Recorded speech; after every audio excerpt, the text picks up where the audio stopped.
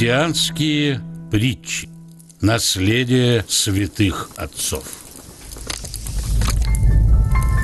Беда в доме.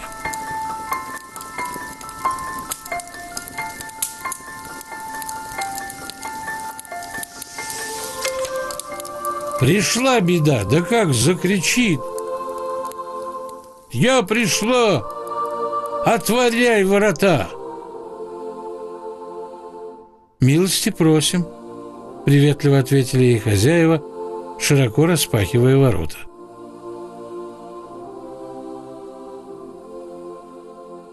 «Да вы что, или не поняли, кто я?»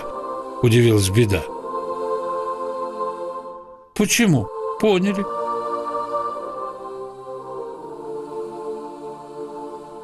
Просто мы и тебя, и радость принимаем, как из руки самого Бога.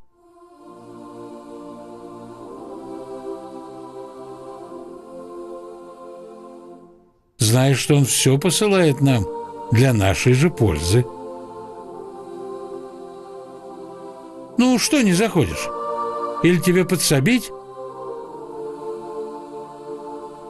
Посмотрела беда на таких хозяев, помялась и пошла по другим дворам, где она действительно могла стать бедою.